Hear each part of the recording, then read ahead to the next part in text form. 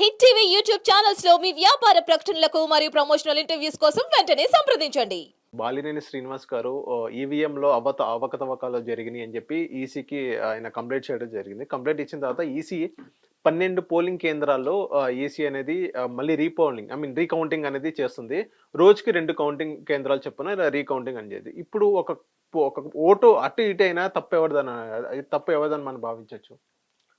ఏమీ అవదని మాత్రం నేను చెప్పగలను. ఏమీ అవ్వదు. టైం వేస్ట్ కార్యక్రమం. అర్థమైందా? వాళ్ళు ఎవ్వరూ ఒప్పుకోరు. మీకు ఎప్పుడైనా సరే ఎలక్షన్ కమిషన్ ఎప్పుడైతే మహానుభావుడు శాసన్ గారు ఉన్నప్పటి దగ్గర నుంచి ఈ రాజకీయ పార్టీలు ఏవి డైజెస్ట్ చేసుకోలేక 3 సభ్యులను ఎంటర్టైన్ చేసింది. అక్కడి నుంచి ఎప్పటికీ మనకి ఎలక్షన్స్ సక్రమంగా జరుగుతున్నాయి అన్నది అపోహల్లోనే బతుకుతున్నాం. కేవలం పేరుకు మాత్రమే అవి ఇండిపెండెంట్ బాడీస్ అని. ఎందుకు చెప్తున్నానంటే ఒక వీటో పవర్ ఉండి డెసిషన్ తీసుకోవడానికి సామర్థ్యం ఆ శాసన గారితోనే చెల్లు చిట్టి. ఇప్పుడు నౌ ఇండియన్ సిస్టంలో రీకాల్ సిస్టమ్ లేదు. మనం ఇక్కడ తెలంగాణలో డీకారణం కేసు తెలుసు కదా మీకు. తెలుసు. ఏమైంది? కరెక్ట్గా ఎలక్షన్ నోటిఫికేషన్ కూడా వచ్చిన తర్వాత ఆవిడకి గౌరవ న్యాయస్థానం మీరే గెలిచారమ్మా ఆయన ఓడిపోయారని చెప్పారు. ఏమవుతుంది? మా అయితే జీతబత్యాలు అడిగి లాక్కుని ఇస్తారు. దీనికోసం కాదు కదా, ప్రజాక్షేత్రంలో ఒక ప్రజా సమస్యల మీద నిరంతరం పోరాటం చేయవలసిన ఆ పార్టీ ప్రతినిధి, ఆ పార్టీ వాయిస్ కనుమరుగైనట్టే కదా. అలా ఇప్పుడు మీకు ఈ రజత్ కుమార్ గారి లాంటి ఇష్యూ తీసుకోండి. 25,40,000 ఓట్లు ఎత్తిసి తెల్లారిసి సారీ ఆ ఓట్లు లేవట, పొరపాటు జరిగింది అంతే. ఏమైంది? కేసీఆర్ గవర్నమెంట్ అని వెనక్కి తీసుకొచ్చాం మనం. లేదు. ఇవి తెలిసి కూడా ఇప్పుడు ఏమవుతుందంటే మీకు 175 నియోజకవర్గాల్లో వైఎస్ఆర్సీపీ కూడా అప్లై చేయకపోవడానికి రీజన్స్ ఏంటంటే ఇవి 47,500 ఎంతో ఒక్కొక్క బూత్ ఒక్కొక్క డబ్బాకి. అవును. సో ఇది కనుక కడితే ఈ ఎమ్మెల్యే ఖర్చులతో పాటు ఇది కూడా యాడ్ అవుతాయి. ఫస్ట్ అక్కడే డిస్క్వాలిఫికేషన్ ఉంటుంది. మేము ఇచ్చిన స్టిపులేటివ్ మనీ కన్నా ఎక్కువ ఖర్చు పెట్టారని. సో ఇట్లాంటి ఉపద్రవాలన్నింటికి సగం మంది తగ్గారు, ఎవరో కొంతమంది ఊరి దగ్గర పెట్టి ఇటువంటి పెట్టారు. కానీ ఇక్కడ మీకు ఎలక్షన్కి స్టిపులేటివ్ టైం కూడా ఉంటుంది. 20 రోజులు 25 రోజుల్లో సుప్రీంకోర్టు దగ్గర నుంచి ఒక డైరెక్షన్ తీసుకొచ్చి రీకౌంటింగ్ కనుక చేసి ఉంటే it would have been something else. ఇవాళ పుణ్యకాలం గడిచిపోయింది, 2 నెలలు ఈ గవర్నమెంట్ కూర్చుని ఉంది. సార్ ఇప్పుడు చంద్రబాబు నాయుడు గారు చూసుకుంటే అన్నా క్యాంటీన్ అనేది మొన్న లాంచ్ చేశారు ఆగస్టు 15th రోజు. ఇప్పుడు అలాగే నడుస్తుంది. సో అన్నా క్యాంటీన్ కి ఎల్లో కలర్ వేయడం ఎంతవరకు సమంజసం? ఎందుకంటే గతంలో వైఎస్ఆర్సీపీ వాళ్ళు అధికారంలోకి వచ్చిన తర్వాత సో వాళ్ళు 3 రంగులు బ్లూ కలర్ వేశారని వీళ్ళందరూ అభియోగించారు. సో ఇది ఒక గవర్నమెంట్ స్కీమ్, వీళ్ళ పర్సనల్ స్కీమ్ అయితే కాదు. గవర్నమెంట్ స్కీమ్ కి ఎల్లో కలర్ వేయడం అనేది ఎంతవరకు సమంజసం? ధర్మం తన దాకా వస్తే ఎలా మారుతుంది అనడానికి ఇది ఒక ఉదాహరణ. బయట కూర్చొని ప్రవచనాలు బ్రహ్మాండంగా చెప్పొచ్చు, తెరాడు అలా చేసాడని. వీళ్ళు వస్తే ఏం చేస్తున్నారు అనేది చాలా ఇంపార్టెంట్. అవును. అంచేతే గురువిందగిరి సామెత చిన్నప్పటి నుంచి మనం ఎందుకు చదువుకుంటాం అంటే అది ఓవర్ పీరియడ్ ఆఫ్ టైం మనం ఎదిగిన తర్వాత ఈ సామెత మనకు వర్తించుకుంటే ఎలా ఉంటుంది అన్నది అన్వయించుకుని మాట్లాడడానికి. ఎప్పుడైతే మనం అన్వయించుకోవట్లేదో మనం చేసినవన్నీ రైట్ అంటుంది. ఇప్పుడు నిరంతరం అన్నదాన కార్యక్రమం జరుగుతున్న డొక్కా సీతమ్మ గారు కూడా ఎవరి దగ్గర ₹1 విరాళం తీసుకోలేదు ఆవిడ. అవును. అంత పెద్ద ఆవిడ నిరంతరం సేవ చేసుకునే బతికింది. కానీ ఇక్కడ వచ్చేసరికల్లా ప్రభుత్వ కార్యక్రమం మీరే చెప్తున్నారు, ఇంకో పక్కనేమో డొనేషన్స్ ఇవ్వండి దీన్ని నడుపుతాం అంటే ఏమైంది? లాస్ట్ టైం వైఎస్ఆర్సీపీ గవర్నమెంట్ ఎత్తడానికి కూడా కారణం దినం భోజనాలు కూడా తీసుకొచ్చి ఇక్కడ పెట్టండి, లేకపోతే బర్త్డేలన్నీ ఇక్కడ సెలబ్రేట్ చేయండి, ఇలాంటి కార్యక్రమం తెరలేస్తేనే it is not government policy అని వాళ్ళు డిసిషన్ తీసుకున్నారు. ఇప్పుడు ఈ పాలసీకి వచ్చారకల్లా మళ్ళీ అదే చారిటీ మీద ఇదంటే మొదట్లో అయితే అక్షయ పాత్ర అన్నారు, ఇప్పుడు దీనికి కూడా నియమాలు ఏ విధంగా ఉంటే చూడాలి. అవును. ఇప్పుడు అలా మా రామారెడ్డి గారు చెప్పినట్టు నీకు 15,000 నీకు 15,000 నీకు 10,000 అన్నట్టు తెల్లారి టిఫిన్కి ₹5, మధ్యాహ్నం భోజనంకి ₹5, రాత్రి భోజనంకి ₹5, మొత్తం ₹15 ఇంట్లో ఉన్న వాళ్ళందరికీ ఒకటికి నీకు 15 అని అడిగి వెళ్ళి భోజనం చేసే కార్యక్రమం కాదు కదా. అండ్ ప్రభుత్వం ఒక ఆర్తల్ని తీర్చడానికి ఒక కార్యక్రమం అన్న దగ్గర there are lot of backlog places. ఆ బ్యాక్లాగ్ ప్లేసెస్లో వాళ్ళకి పెట్టి అన్నం పెడితే ఇప్పుడు అంబళ్ళు సమ్మర్లోనూ అట్లోనూ అంబల్ కేంద్రాలు ఇలాంటివన్నీ పెట్టిన ఉదంతాలు మనం చూసాం. అది ప్రభుత్వ నిర్ణయాలు, నేను కాదంటలే. కానీ ఇవి స్పెసిఫిక్గా ఒక పబ్లిసిటీ పర్పస్ కోసం కాకుండా ఒక ఇప్పుడు దానికి పనికి ఆహార పథకం నరేగా నిధులతో పనిచేసే దగ్గర నిజంగా వాళ్ళకి వాళ్ళ ఫైనాన్షియల్ కేంద్ర ప్రభుత్వం నుంచి రాని దగ్గర ఇలాంటి అన్నదాన కార్యక్రమాలతోనూ వాళ్ళకి సస్టైన్ చేస్తాం ఇలాంటివి చెప్తే యాక్సెప్టబుల్ ఉంటాయి. అవును. అందుకని నడిబొడ్లో పెట్టి అవును అది ఆటో డ్రైవర్ ఉంటాడు, అతను నిజంగా అతనికి ఒక ₹5 టిఫిన్ మధ్యాహ్నం భోజనం రాత్రి అంటే అతని కుటుంబాన్ని అతనికి పోషించుకోవడానికి మంచి వెసులుబాటు నేను కాదంటలే.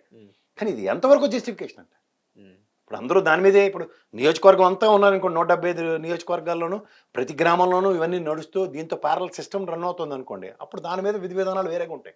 మీరు స్పెసిఫిక్గా 203 175 నియోజకవర్గం అంటే నియోజకవర్గం ఒకటి అగ్రిగేట్ని చూసుకుంటే 203 అన్నారు అనుకోండి, ఒక పార్లమెంట్ సెగ్మెంట్కిను ఒక 175 నియోజకవర్గాలు ఓటు పెట్టినట్టే కదా. ఇది శాశ్వత పథకం ఎలా అవుతుంది? సార్ ఇంకోటి దానితో నరేంద్ర మోడీ లేటాడు 80 కోట్ల మందికి ఫ్రీ రేషన్ ఇస్తున్నాడు ఆయనే డిక్లేర్ చేస్తున్నాడు. అంటే బిలో పవర్టీలు ఎంత ఉన్నాయి? 1,47,00,000 పైచీలకి రేషన్ కార్డులు ఉన్నాయి, వైట్ రేషన్ కార్డులు. అంటే ఈ లెక్కన ఏ ప్రాతిపదిక మీద ఎంతమందికి అన్నాము? ఎవడ ముక్కులకు పెట్టాం కదా. సో ఇంకా పెంచాలంట సార్ ఏదైతే అన్నా క్యాంటీన్స్ ఏదైతే ఆ స్కీమ్ నేను చెప్తుంది అదే సార్. ఇప్పుడు ఇంకోటి ఏంటంటే ఇప్పుడు మా ఛానల్స్ లో చూసాను, వాళ్ళు ఏంటంటే అన్నా క్యాంటీన్ అనేది ఊరు బయట పొలిమేర బయట అక్కడ పెడుతున్నారు. ఎక్కడైతే ఎక్కువ మంది జనాభా ఉన్నారో, ఎక్కువ మంది పేద కూలి భవన నిర్మాణ కార్మికులు ఉన్నారో ఆ ఏరియాలో పెట్టకుండా బయట ఊరు బయట అలా పెడితే అది ఎలా అక్కడ వరకు వచ్చి ఎలా తింటారు, ఏం చేస్తారు అనేది అందరు అదే క్వశ్చన్ చేస్తారు. మోటో అదే కదండి. ఇప్పుడు నేను చెప్తుంది అదే. 175 నియోజకవర్గాల్లో ఒక నియోజకవర్గానికి ఒకటి ఇస్తే మిగిలిన ఎన్ని గ్రామాలు ఉంటాయి?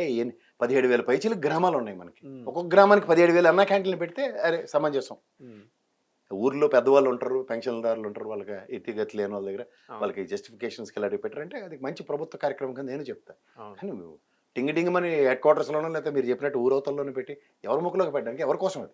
ఈవెన్ అన్నా క్యాంటీన్ అనేది అది ఒక అన్నా క్యాంటీనా లేకపోతే టీడీపీ ఆఫీస్ అన్నట్టు కూడా క్వశ్చన్ చేస్తున్నారు. అది ఇప్పుడు ఎల్లో రంగు అయితే తెలుగుదేశం, ఆ 3 రంగులు అయితే వైఎస్ఆర్సీపీ అని వాళ్ళే మరి నేర్పారు కదా. నీవు నేర్పిన విద్య నిరజాక్ష అన్నట్టు మీరు దాకా చేస్తున్న దగ్గర ఏం చేస్తున్నారు అన్న దానికి ఆన్సర్ ఇవ్వకుండా ఇది మేము చేసింది రైట్ అనేది బుల్డోస్ చేసుకుంటూ వెళ్తే ఎంతవరకు? ఇంకోటి ఏంటంటే చంద్రబాబు నాయుడు గారు ఇప్పుడు 1 by 1 ఒక కంపెనీస్తో మాట్లాడుతున్నారు.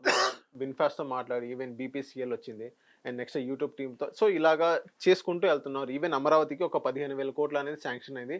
ఆ డబ్బులు రావాలి 15,000 కోట్లు అనేది ఓన్లీ అమరావతికే శాంక్షన్ అయింది. కేంద్రం కూడా యూనియన్ బడ్జెట్లో నిర్మలా సీతారామన్ గారు చెప్పారు.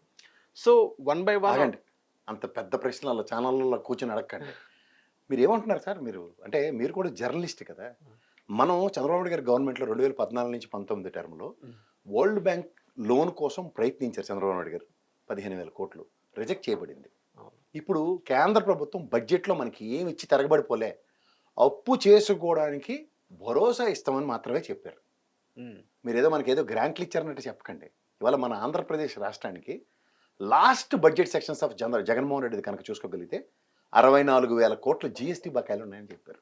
ఇప్పుడు ఇంత కేంద్ర ప్రభుత్వంతో ఇంత అనుసంధానించుకుంటున్న ప్రభుత్వం కదా మన ముగ్గురిది కోయిలేషన్ గవర్నమెంటే కదా. ఇవాళ ఒక క్లెచర్ మీద ఏమో చంద్రబాబు నాయుడు గారి గవర్నమెంట్ సపోర్ట్ ఇస్తే ఇంకో దాని మీద నితీష్ కుమార్ ఇస్తున్నాడు, నెలకల్లి నితీష్ కుమార్ ఇస్తున్నాడు కదా.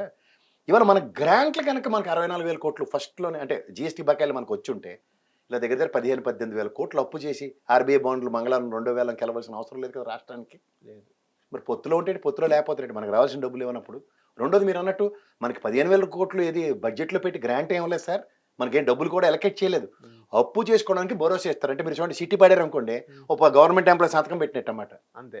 అందుకే వాళ్ళు వరల్డ్ బ్యాంక్ వాళ్ళు వచ్చి కూర్చొని నెగోషియేషన్ చేస్తారు. ఇప్పుడు ఆల్రెడీ మీకు తెలుసో తెలీదు వరల్డ్ బ్యాంక్ ఏ ప్రాతిపదిక మీద రిజెక్ట్ చేసింది, ఇది ఒకటి అనుకుందాం. ఇప్పుడు కేంద్ర ప్రభుత్వం ఏ భరోసాతో దాన్ని ఎక్వివేట్ చేస్తుంది అన్న దగ్గర మీకు మళ్ళీ చెప్తున్నాను, ఇన్కన్సిస్టెంట్ గవర్నమెంట్స్ ఇక్కడ. ఇప్పుడు తెలుగుదేశం ఈ కోయిలేషన్ గవర్నమెంట్ ఇంకొక 20 సంవత్సరాలు ఉంటుందని గ్యారంటీ లేదు కదా. ఎగ్జాంపుల్ చెప్తున్నా, నెక్స్ట్ ప్రజాస్వామ్యంలో వైఎస్ఆర్సీపీకి ఛాన్స్ వచ్చింది అనుకోండి,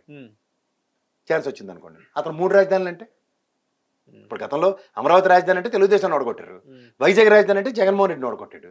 వాళ్ళిద్దరు దేనికి కన్ఫైన్ అవ్వాలి? ఈయనైతే కన్ఫైన్ అవుతాడు, పోనీ అమరావతి మళ్ళీ అధికారం ఇచ్చారు, ఆయన ఎందుకు కన్ఫైన్ అవ్వాలి? మీరు ఎలా పోతే నాకెందుకు, రేపు నేను కడపలో రాజధాని పెట్టుకుంటాను అనుకోండి, ఏడు చేస్తారు మీరు? అవును, ఛాన్స్ ఉందా లేదా? ఉంది. ఈ ఛాన్స్ ఉన్నప్పుడు వరల్డ్ బ్యాంక్ ఏ విధంగా ఈల్డ్ అవుతుంది అన్నదే కదా పెద్ద ప్రశ్న. ఇప్పుడు దీని అంతటికన్నా ప్రతిసారి ఓ డిప్యూటీ హోమ్ మినిస్టర్ కదా ఎగేసుకుని మనకి సర్వే ఆఫ్ ఇండియాలో అమరావతి రాజధానిగా అంటారు. ఇది ఎవరికి వద్దరింపు. ఇది కాకుండా ఇది అమరావతి గజెట్ రిలీజ్ చేయండి, రేపు అమరావతిని క్యాపిటల్ కింద డిక్లేర్ చేస్తున్నాం ఉన్నది ఎక్కడన్నా ఉందా? లేదు. ఇది లేకుండా ఇదంతా ఎందుకు మనకి? ఈ భౌగోళీయపరం ఎందుకు? ఈ చరిత్రపరం కథలు ఎందుకు అంటున్నాను సార్. ఇంకోటి అసెంబ్లీ తీర్మానం చేసి ఎస్ ఇది అమరావతిని రాజధాని కింద డిక్లేర్ చేస్తున్నాం అనౌన్స్ చేయించండి. అక్కడ 10 ఏళ్ళు బట్టి రాజధాని లేదు, కోర్టు తీర్పు తర్వాత విరమించుకున్న తర్వాత ఎవరి కోసం రాజధాని ఇది మందని ఎందుకు మాట్లాడలేదు సార్? అదే ఇప్పుడు అదే అమరావతికి చంద్రబాబు నాయుడు గారు చాలా కంపెనీస్ మాట్లాడుతున్నారు, ఈవెన్ విన్ఫాస్ట్ కానీ యూట్యూబ్ మళ్ళీ ఇవి పేర్లు బాగానే ఉంటాయి. నేను ఇప్పుడు గతంలో వైజాగ్ సాక్షిగా 2 ప్రభుత్వాలు 5+5 10 ఏళ్ళు చూశాను సార్ నేను. సిఏఏ సమిట్లు, వీళ్ళు దావోస్ వెళ్ళి వచ్చినవి ఇవన్నీ లెక్కలు వేసుకుంటే 19,50,000 కోట్ల అగ్రిమెంట్లు చంద్రబాబు నాయుడు గారి ఆయనలో జరిగాయి. 13,50,000 కోట్లు జగన్మోహన్ రెడ్డి గారు ఆయనలో అగ్రిమెంట్లు జరిగాయి. ఇప్పుడు గ్రాసిమ్లెట్ కంపెనీ ఉంది, జగన్మోహన్ రెడ్డి గారే దాన్ని ఓపెన్ చేశారు, చంద్రబాబు గారి ఆయనలో ఇనిషియేట్ చేసింది. అలాగే జగన్మోహన్ రెడ్డి గారి ఆయనలో నిన్న వెళ్ళి శ్రీ సిటీలో ఎన్ని ఓపెన్ చేశారో చూసాం, ఎగ్జాంపుల్ చెప్తున్నా. సో ఇవన్నీ ప్రభుత్వం continuous process. The negotiations will definitely takes place. లేకపోతే ఈజ్ ఆఫ్ డూయింగ్ బిజినెస్లో ఎందుకు మన ఆంధ్రప్రదేశ్ నెంబర్ 1 ఉంది నిన్నటి దాకా ఇవాళ దాకాను? చెప్పండి. కారణం దేశవ్యాప్తంగా ఇండస్ట్రియలైజేషన్ 18% జరిగితే ఆంధ్రప్రదేశ్లో కూడా 18% జరిగి చూపించారు. అందుకే ఈజ్ ఆఫ్ డూయింగ్లో నెంబర్ 1 ఉంది మంది. అవును. ఇవి మాట్లాడమంటే ఆవిడ మాట్లాడు భయం. హిట్ టీవీ యాప్ ని డౌన్లోడ్ చేసుకోండి. ఇందులో short news, live news, entertainment movies అన్ని అవైలబుల్ గా ఉన్నాయి. Please download Hit TV app. Hit TV app. Hit TV యాప్ని ఫ్రీగా డౌన్లోడ్ చేసుకోండి.